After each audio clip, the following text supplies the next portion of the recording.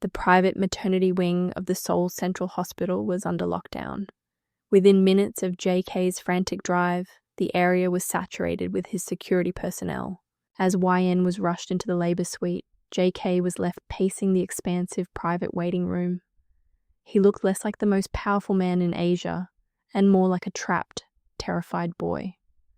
His tailored suit was wrinkled, his hair was messy, and traces of dried tears still marked his cheeks. Before he could fully process the terror, the room door burst open. First arrived YN's parents, escorted by a security team. They rushed to JK. "Jungkook, how is she? What happened?" YN's mother asked, her eyes wide with worry. She's in the room. The pain started too quickly," JK managed to say, unable to offer the usual reassuring lies. They are preparing for delivery. Next, the BTS members arrived en masse. Jimin, the experienced father, led the charge, followed by the rest of the crew, all looking concerned, yet slightly amused by the sheer panic radiating off their boss. Jimin immediately walked up to JK and clapped him firmly on the shoulder. "See, boss? I told you. Everything is fine. It's labor, not a crisis. She's strong. You need to breathe." "Alright. We rushed here the moment Jimin called us. How long has she been in there? Don't tell me you tried to manage the delivery yourself in the car." Jin, joking nervously. "Jungkook, if you'd called us about the ice cream, we would have been annoyed. But calling us about the heir's arrival, that's professional. Don't worry. The nurses are better than us at this." J-Hope, trying to lighten the mood. "You look like you've already delivered the baby, JK. Your complexion is terrible. Just remember what Jimin told us. The pain is worse for the person watching." JK didn't laugh. He just ran a hand through his hair. "I don't care about the pain. I just care about her. The doctor mentioned complications before. I need them both to be safe." Sugar, offering genuine comfort. "They will be safe, JK. You chose the best hospital in the country. Just sit down. Your panic won't make the baby arrive faster." Seeing his friends and his in-laws, JK suddenly remembered his duty to his own family. He pulled out his phone and dialed his mother's number. "JK, Mom, it started. YN is in the labor room." Mrs. John on the phone, excitement mixed with panic. "What? Now? Oh my goodness, I'm coming right away. Is the ancestral gold ready? Is she comfortable? Don't let her strain herself, Jungkook.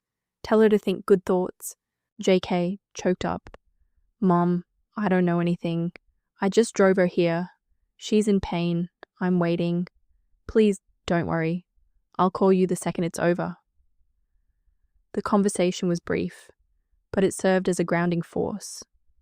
JK sat down, finally letting his friends surround him. Jimin to JK. "Look, man, I know what you're feeling. That complete loss of control. You can negotiate billions of dollars, but you can't negotiate a contraction. The best thing you can do now is be strong for her. She needs your strength."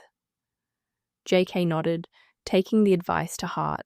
After what felt like an eternity, a nurse emerged. "Mr. Jeon, Madam YN is asking for you. She is ready to push." JK shot up instantly. The members clapped his back, offering last-minute encouragement. JK walked into the sterile environment of the delivery room. YN was lying on the bed, her face sweaty, exhausted, and etched with immense pain. But when she saw him, a flicker of relief crossed her features. "JK," she whispered, her voice strained. He rushed to her side, immediately taking the seat offered to him and grasping her hand, the hand that wore his heavy ancestral ring. "I'm here, Jagia. I'm right here. Don't worry. You are so strong. I love you." The delivery process began. The room was filled with the doctor's calm instructions and YN's agonizing cries. JK's face was a mirror of her pain. He held her hand so tightly that his knuckles were white, his eyes never leaving hers. He encouraged her constantly, his voice hoarse. "You can do this, YN. You are the strongest person I know. Just a little more. You are doing perfectly." YN squeezed his hand back, finding immense strength in his presence. The man who had once used force to control her was now using his entire being to support her through the most vulnerable moment of her life. This was the purest form of partnership they had ever known. After one final, immense push, a powerful, healthy cry filled the delivery room. The tension broke. JK stared, momentarily frozen, unable to move or breathe. "Congratulations, Mr. and Mrs. John," the doctor announced joyously. "It's a healthy baby boy, a perfect little heir." The sound of his son's cry shattered the last remnants of the Mafia boss. JK watched the nurse clean the baby, then looked back at YN. She was exhausted but radiant, a tear of relief rolling down her temple. JK let go of her hand and placed his face in his palms. He didn't sob this time. He made a rough, guttural sound of overwhelming relief and pure, unadulterated joy. He had been terrified of losing them both, and now they were here. "YN," he whispered, lifting his head. "We did it. We did it." The nurse brought the tiny, bundled baby over to them. JK slowly reached out a trembling hand and touched his son's cheek. The new Jeon Jungkook. He looked at the baby, then at YN. In that moment, the ancestral stone on her finger seemed not a symbol of ownership, but a promise of a new, complete family. The baby, the heir, was proof that love, however brutally initiated, could conquer fear and lead to a beautiful shared future. The empire was secured, but more importantly, the family was born. The delivery room was bathed in the soft glow of the recovery lights. JK stood beside the bed, holding his newborn son, Jeon Jungkook, swaddled tightly in a white blanket. The baby was tiny, perfect, and utterly silent now, sleeping peacefully after his grand entrance. JK looked down at the child, the powerful heir, the fulfillment of his grand design. Yet all he saw was pure innocence, a mirror reflecting the man he wished he could have been. He slowly turned to YN, who was exhausted but serene, watching him with a soft, steady gaze. YN's mother and father had been briefly ushered in and out, offering their tearful congratulations. JK walked over to the bedside and knelt down on one knee, still holding the baby close. His voice was low, shaky, and raw with emotion, the last vestiges of the cold boss finally dissolving in the presence of his family. "YN," he began, his eyes brimming with tears, mirroring the scene from the ultrasound. "Take him, he's ours." He gently placed Hanel into YN's arms. YN looked down at her son, and a deep maternal smile touched her lips. "He's beautiful, JK," she whispered. JK remained kneeling, his gaze fixed on her face, ignoring the immense pain in his knees. He reached out and gently took her free hand, the one still wearing the heavy ancestral diamond. "YN, I need to say this," JK's voice broke. He wasn't the boss now. He was just a desperate man seeking absolution. "I know that I asked for your forgiveness before, but I was still the owner, the controller. But now, looking at you, looking at him," he tightened his grip on her hand. "I need to apologize to the mother of my child. I need to apologize for Paris. I need to apologize for the day I forced you into this marriage, for the way I held you captive, for every moment of fear I caused you." JK bowed his head, his tears finally falling onto her hand. "It was never about love. It was about ownership and control. I used my power, my money, and my threats to trap you. I took your freedom and your choices away. That was wrong, YN. I deserve your hatred, and I understand if you never forgive me." He lifted his head, his eyes pleading. "But I need you to know that the man who brought you here, the man who tortured you with kindness and cruelty, I hate that man. I am trying to change for you and for Hanul. I love you, YN. I truly love you now. Please, can you forgive that man?" Yen looked at him. She saw the genuine anguish, the shattering of the impenetrable shield he had worn for years. She remembered the fear he showed when she was in pain, the pride he displayed when she talked about their future. and the unconditional love he showed their son. The cruelty was now offset by the immense, unwavering protection he provided. She reached out and touched his cheek. "I forgive you, JK," YN said softly, sincerely. "I forgave you the moment you cried in the car, afraid of losing me. I forgave you when I saw you risked everything to protect Hanul. I won't forget the past, but I will choose the future. We are a family now." JK let out a shuddering breath, a sound of relief so profound it seemed to pull the tension from the air. He leaned forward and gently kissed YN's forehead, then Hanul's tiny head. Just as JK rose, pulling himself together, the door opened and the BTS members were ushered in. They crowded around the bed, their faces beaming with excitement. Jimin was the first, rushing to look at the baby. "My goodness, he is perfect. Just like I said, a little early, but absolutely perfect. Welcome, Jeon Hanul." JK, look at him. He has your intensity already. Congratulations, both of you. YN, you were incredible. Jin, whispering. He's so tiny. JK, remember when we used to worry about whether you could even handle a pencil? Now look at you holding the air. J Hope, this is the best party we have ever had. We need champagne, boss. We are celebrating the Jeon legacy. While the members were distracted by the baby, Suga quietly walked up to JK and noticed the tear tracks on his face. "Boss," Suga murmured, knowing the true significance of the moment.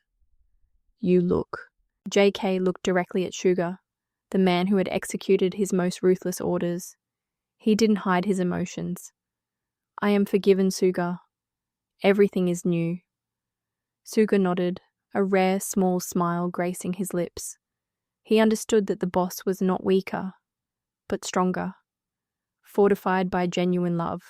The other members quickly caught on to the unusual serenity between JK and YN. YN, you look so happy. JK, what is going on? You look lighter. JK looked at YN, his eyes full of love and gratitude. "YN forgave me," JK stated simply, proudly. "She forgave all the wrong I did." The members, who knew the dark history better than anyone, immediately understood the monumental nature of that forgiveness. Jimin, beaming. "That is fantastic news, YN. That is true strength. Thank you for giving us back our boss, but better." RM, this is the start of the true Jeon dynasty, built on trust and love, not just power. Jin, now that's a celebration. JK, you owe her the biggest diamond in the world, but I guess you already gave her the ancestral one. JK stood beside YN, feeling a profound sense of peace wash over him. His empire was safe, his heir was born, and the woman he loved had given him a second chance.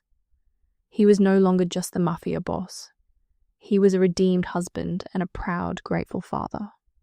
He looked at his son, then at YN. Their new life had begun. The tension and drama of the past months finally gave way to genuine joy and exhaustion. 3 days after the birth of Jeon Hanul, YN was discharged from the hospital. The journey back to the mansion was dramatically different from the frantic ride to the hospital. The roads were still cleared by JK's security, but the car was filled with warmth, not panic. JK held Hanul the entire way, his eyes rarely leaving the tiny face of his son. The mansion was transformed for their arrival. YN's parents were waiting, tearful and overjoyed. JK's parents had also flown in immediately, their faces radiating pride. YN was greeted with immense love and respect from both families, now united by the newest member of the Jeon dynasty. That evening, after the families had retired and Hanul was sleeping soundly in the meticulously prepared nursery, YN and JK were finally alone in their suite. Y/N, resting against the pillows, watched JK.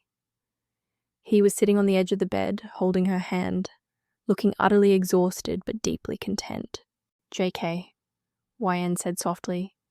He looked up immediately. Yes, Jagya, are you in pain? Do you need anything? No, I'm fine, she reassured him. I want to talk about something important, something that needs to be settled before we move forward. JK nodded, his attention fixed solely on her. Anything, YN. Just tell me. YN took a deep breath. In the delivery room, I told you I forgave you, and I do. And when you risked everything for me and Hanul, I realized, I love you, JK. JK's eyes widened slightly. He had hoped for it, prayed for it, but hearing her say it freely, without coercion, hit him with the force of a confession. YN, he began, his voice thick with emotion. Wait, she gently interrupted. There's a condition. A new foundation for the life we build with Hanul. JK nodded instantly. Anything. Name it. We cannot go back to the way things were, YN stated firmly, her gaze steady. I will not be a captive queen, and I will not raise Hanul in an atmosphere of fear and ownership. We must start our life together based on equality and trust. She elaborated. Equality means my voice matters just as much as yours in decisions concerning the family, the children, and our home. It means I have the freedom to pursue my life outside the mansion, with security, but without permission. And trust means absolute honesty between us. No more lies, no more manipulation, and no more threats, even veiled ones. YN squeezed his hand. I love you, JK, but I cannot be part of your life if I don't feel respected as your equal partner. I need to know that you trust me with my freedom as much as you trust me with your heir. JK looked at her, processing the magnitude of her demand. Equality in the Jeon Empire? It was revolutionary.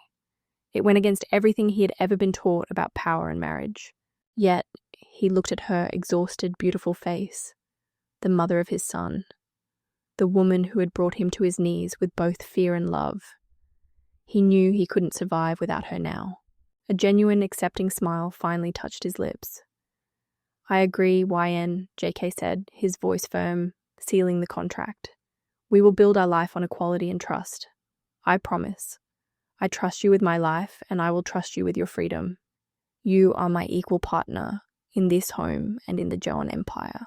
He leaned forward and sealed the agreement with a soft kiss. Not one of ownership, but of mutual respect. A week later, the mansion was hosting a spectacular, grand party to welcome Jeon Hanul to the world. It was a massive event for the Jeon family and the entire business elite of Seoul. YN, looking radiant in a custom-made silk gown, sat in a gilded chair in the main ballroom, holding Hanul. JK, standing protectively by her side, was introducing their son to the assembled guests. He was beaming, the pride of fatherhood replacing his usual formidable aura. Both sets of parents were celebrating heartily. As the evening wore on, the BTS members made their way to the center of attention. They surrounded YN and JK, their eyes full of happiness and, inevitably, mischief. Rem raised his champagne glass. To the Jeon Empire, and to the amazing mother who secured the future. After the toast, the teasing began, louder and more direct than ever, now that they were fully aware of the true, loving dynamics of the couple. Jimin, grinning widely. JK, you did great with Hanul. Perfect timing, perfect size. But now that you've got the heir, you know what the family needs next, right? Jin, leaning close to YN. YN, don't let him relax. Now that Hanul is here, we need a beautiful princess. We need a little girl to spoil, a daughter for the Mafia boss. That's the real story. J-Hope, waving his hands. Yes, the girls are easier to dress. JK, we need a good news update from you soon. Don't take another 2 years for the second one. Sugar, deadpan. JK, you're looking nervous. Did YN tell you that the second pregnancy is always harder on the father? You better start practicing your midnight runs again. We expect a girl next. V, teasing. Come on, boss. YN is already done with the hard part. Give us a timeline for the daughter. We need another party. YN buried her face in Hanul's blanket, blushing fiercely. Sharma Jati Hech Bahut at the public. Explicit teasing from the most powerful men in the city. She glanced at JK, her eyes full of affectionate embarrassment. JK, however, didn't threaten them with guns this time. He just laughed. A full, hearty, honest laugh that hadn't been heard in the mansion for years.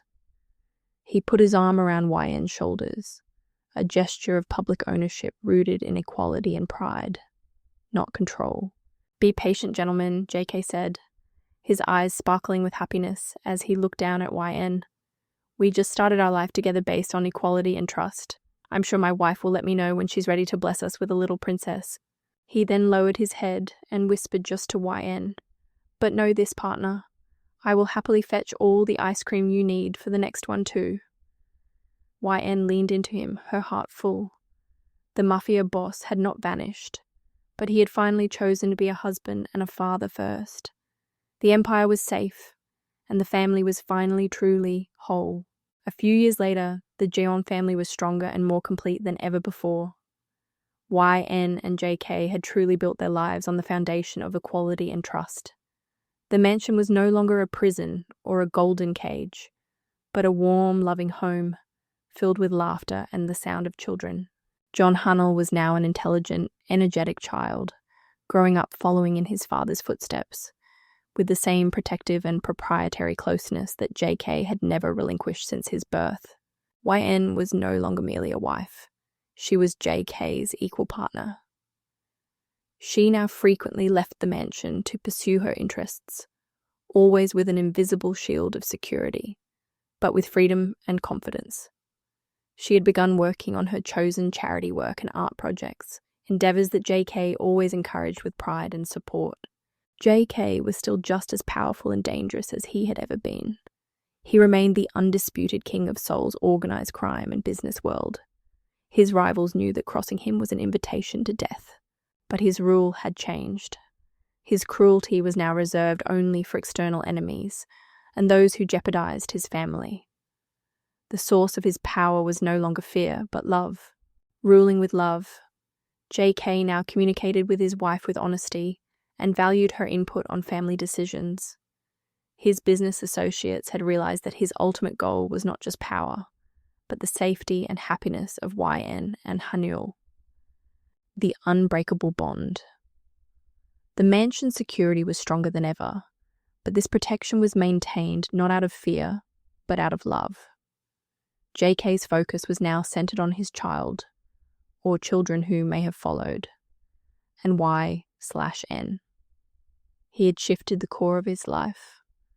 The empire now served the family, not the other way around.